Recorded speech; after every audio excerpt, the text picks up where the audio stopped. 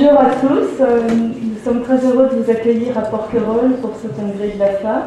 En fait, l'idée elle avait germé depuis déjà 2003 et c'est en 2009 qu'on a la joie d'être réunis tous ici. Ben, on vous souhaite à tous un très très bon congrès. Je vais laisser la parole à Gilles qui va nous faire la petite introduction. Et bon congrès. Voilà, mais je voudrais d'abord remercier Annabelle pour avoir organisé ce congrès. Il s'est donné beaucoup de mal, il a beaucoup préparé et qui en même temps nous a amené, comme le vent, un enfant qui est l'enfant de ce congrès, qui est Hugues. Donc, moi j'étais très agréablement surpris par le cadre de Porquerolles que je ne connaissais pas. Je pense que pour beaucoup c'est un cadre vraiment idyllique. Et on te remercie d'avoir su choisir ce lieu plein de charme et paradisiaque. Je voudrais remercier aussi le Gérard qui a bien voulu s'associer à notre congrès, en particulier Johanne Guyenne, Olivier Goré et Claude Pernis qui est là, voilà. Et puis tous ceux qui viennent aussi du Gérard, d'être venus voir un peu comment on travaillait à la fin. Et donc on vous accueille avec beaucoup de plaisir, on est très heureux de vous avoir parmi nous. Je remercie aussi tous ceux qui viennent de loin. Je sais que Porquerolles, c'est pas si facile que ça, et même quand on habite près, on loupe des bateaux. Et tous ceux qui viennent en particulier du nord, de la région du Nord-Pas-de-Calais ou de Strasbourg, c'est quand même pas évident. Et puis même, il y a des gens qui viennent d'autres pays, il y a beaucoup de Suisses, des Italiens, et il y a même une personne qui vient du Gabon, de Libreville. Hein, c'est toi, hein, voilà, je m'en doutais. Écoute, merci, on est très content de vous accueillir et de savoir que vous venez participer avec nous. Donc je vais faire un propos très court sur le vent. Je vous ai fait un texte un peu long, donc je ne vais pas vous le lire parce que vous avez le texte. Dans la tradition occidentale, il y a une phrase de la Table d'émeraude, qui est un texte hermétique, qui dit « Le ciel est son père, la terre est sa mère, et le vent l'a porté dans son ventre. » Donc c'est pour ça que je faisais allusion à Hugues tout à l'heure, mais cette phrase doit être une phrase tout à fait chinoise, puisque le vent sont considérés comme le véhicule des esprits, et il se situe entre le ciel qui est rond et la terre qui est carrée. Vous avez le ciel en haut, la terre qui est carrée, et tout le monde de l'animation entre les deux, qui est le monde de la manifestation et de la création, et qui est régi par les vents qui transmettent les esprits ou l'esprit.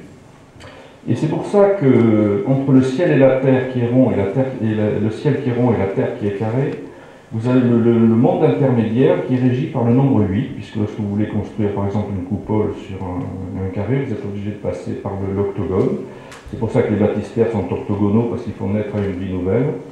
Et que donc on parle des 8 vents et de la rose des vents. Et donc une des premières conséquences de ce phénomène, c'est qu'on va beaucoup parler dans les textes chinois des 8 vents, et en particulier d'une pathologie qui est liée aux 8 vents de la rose des vents. Alors il y a à mon avis, il y a 3 caractéristiques fondamentales du vent, dont on reparlera donc au cours de ce congrès, donc je ne veux pas tout déflorer, mais il faut savoir quand même que c'est la manifestation des esprits.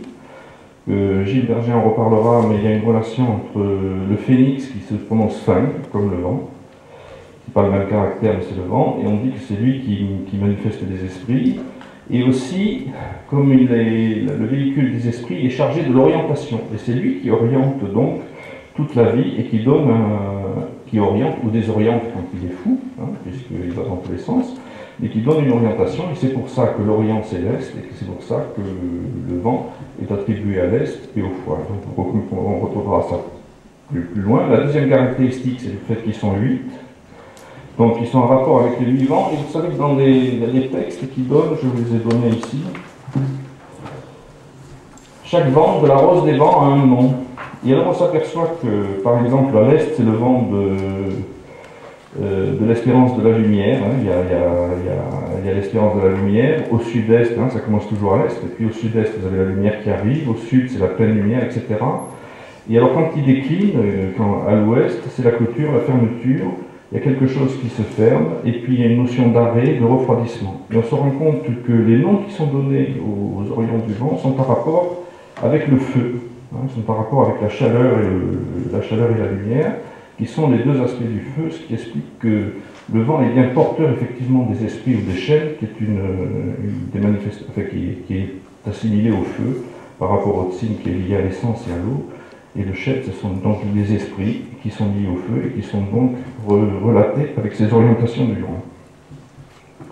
Le nombre 8 est aussi celui des trigrammes, donc on va retrouver pour chaque vent, vous allez retrouver un trigramme qui lui correspond, et on parlera du vent et du tonnerre, ou bien des 8 trigrammes à propos du vent, dans notre groupe de ce concours. Et en fait, troisième caractéristique, à mon avis, qui est importante,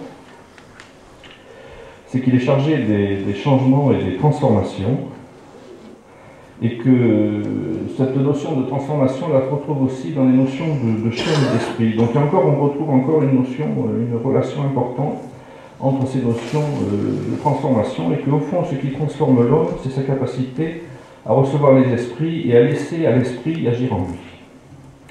Et alors de tout ça découlent donc des caractères pathologiques, donc parce que, si vous voulez, un des propres de la recherche qu'on mène, c'est une recherche qui est à la fois souchée sur la tradition chinoise ou même la tradition occidentale, et de cette tradition, et de cette recherche sur la tradition et ses aspects métaphysiques, de faire le continuum jusqu'à la pratique quotidienne, au chevet du patient, et donc jusqu'à la pathologie.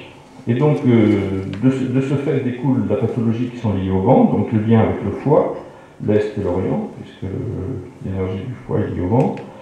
Les caractéristiques symptomatologiques du vent, puisque il caractérise tout phénomène mobile, rapide et changeant.